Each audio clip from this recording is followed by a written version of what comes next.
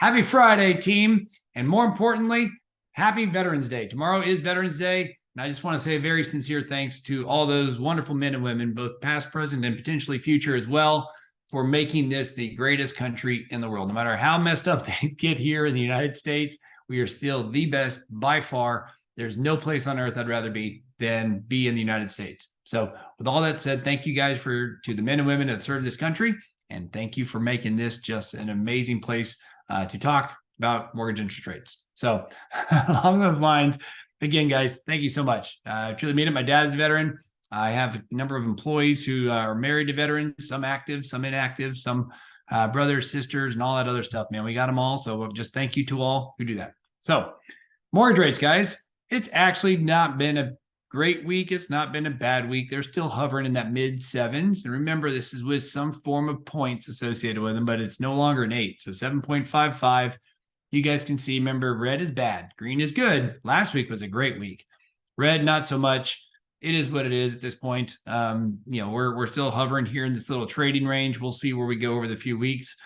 The biggest thing I want to throw out is kind of the big talk is that recession, supposedly, we've been talking about it now for probably about 6 to 8 months, maybe closer than we think. So the sham rule, and it's basically, it says that if you take like the unemployment rate, and this is the average, but typically once you hit an unemployment low, like 3.3% or whatever it was, and that ticks up, that's usually about a 6-month indicator. The sham rule just says when you take the moving average of that, or a weighted average of the last couple of months, and when it ticks up 0.5%, you're basically in the recession. So here's where we are, April 2023, the 3.4 low. We're coming up to right about being about a 0.5 point above that. So we are there now and are getting there. And so the question then is how many months into recession? So if you look for all the years past, all the way down to 1948. So my old man wasn't even born at that time. So if you go back to my old man's history, for the most part, within a month, if not, you see the -2, -1, you're already in the recession. So we're basically right at the recession cusp is what it amounts to be. So what does that feel like? What's it look like going forward? Time will tell, but recessions typically help mortgage interest rates. So time will tell. We will see. For active housing guys, you may see headlines. I expect them to be coming up here over the next 30, 60, 90 days about the quote unquote, housing bubble, all this stuff, and how inventory is building. It typically builds this time of year. So if you guys look at this chart, it's all the Januaries, 17, 18, 19, 20, 21, all the way to 23 right now. You guys can see that we are just still really low from an inventory standpoint. So yes, if it builds, which it has been the last few months, that's okay, right? That's actually a good thing that we need that inventory. We need the supply. We're still, I think, on average, like 60 days, which is great in any normal market. We've just been spoiled as of late. But as of October, there's still not even 1 million homes for sale, which is crazy. Headlines. Don't love this. This is a picture from my phone that I took, and I was just watching it. I thought I'd take a picture here. Be a renter, not a buyer. I've seen many articles like this saying like, oh, it's terrible, terrible time to buy. It's better to rent. Man, I won't go into all the details, but if you dive into it, as far as like equity buildup, because you're obviously paying a mortgage, which then builds equity. You're also getting appreciation. And most of these things account for like if you're living with mom or dad at home. They don't account for actual rent and rent increases and things like that. I saw one article that says like, oh, it takes like 17 years to break even. It was garbage. When I did the actual real numbers, it was about a 2.5 year break even to where owning a home was better than renting. So this is the kind of stuff we need to obviously combat.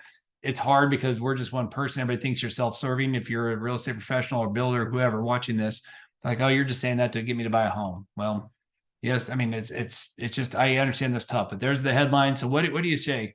Guys, the average net worth of Americans by age, here's the breakdown. And we've done this stat before, and this isn't in this slide, but the average homeowner has 40x the net worth that a renter does. And if you'll see this part, well, it's interesting to kind of look at this and be like, oh, okay, cool, and see where things are for average net worth. The bottom part, I think, is the most telling. The average or the median net housing value. So the very last sentence there in the bottom, in 2019 went from 139,000. I'm going to call that 140 for round numbers, up to 201. I'm going to call that 200,000 in 2022. So in 3 years' time, they made $40,000. Right. So if you just take even the lowest, the less than 35 years old, folks that are there, they made 40 grand that's their median net worth is 40 grand. That's all in the home, right? And in 3 years time, you can make all that money up just in the home, not counting savings or anything else. So home ownership is amazing. We all know it. Yes, rates aren't great. I understand that. But again, just keep sharing this with your folks and tell them what, it's a good time to buy. And why is it a good time to buy here in North Texas? Man, of all the places in the entire country, some of the busiest bargain suburbs, meaning like suburbs where you're getting the biggest bang for your buck and affordability and all that. Little Elm coming at number 4, Burleson number 9, and Rockwall at 20. So good for us. North Texas is a great place to be. We all know that. It's always been that way. Demographic, geographic, economic. There's a whole bunch of reasons. Just remind folks of that when they come here. All right, this is just my little fun graph. You guys if you don't care, that's fine. But I just found this fascinating.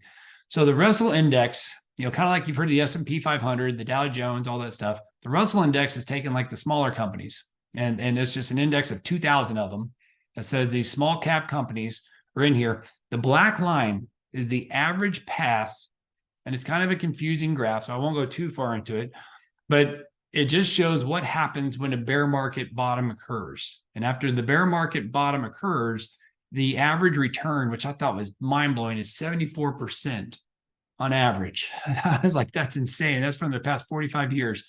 So if you look then, the very last bottom, darker blue, purpley line, the current path, that's where we are today. So in other words, if we found the bottom, which I guess that's the whole point of this, is we haven't from a stock market standpoint, then you would expect that line to be higher than where it currently is. So I don't have a lot of trust and faith and confidence in the stock market right now. As we just mentioned earlier in a few slides, recession is coming. We may already be in one for all we know. And I just say, proceed with caution. If you don't have a financial advisor or somebody helping you, you might want to get that, or at least talk to somebody who knows what they're talking about, and maybe kind of do a quick evaluation of your own 401k and your investment portfolios. There you go. And guys, going back to the military, for all those that are out there watching this that are self-employed, the real estate agents, the builders, myself, the mortgage people, whatever, I saw this a while back and I thought, man, this was good for the day. This is a coaching program. And they talked about, in the military, you take orders, not suggestions, meaning you're not suggested to go do 20 push-ups. You have to go do 20 push-ups, right? Follow the plan exactly. Don't deviate. Don't stop when you're tired. Stop when you're done. And must follow before you can lead.